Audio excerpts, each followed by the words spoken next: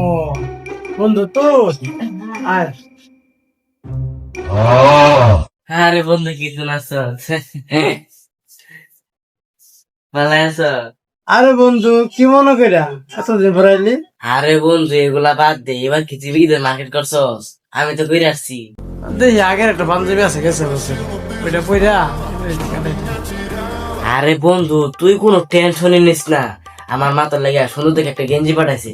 এবার তো অনায়াসে কেটে যাবো গা। এই যে গেঞ্জিটা। আরে বন্ধু এগুলো কি দরকার আছিল? আমার তো গেছে বছর একটা পাঞ্জাবি আসছিল আরে বন্ধু এত কথা বাদ দে, তুই তাড়াতাড়ি গেঞ্জিটা খুইলা দেখ। পাগলা, আমার মা একদম ব্র্যান্ডের শোরুম তো নিয়ে দিছে।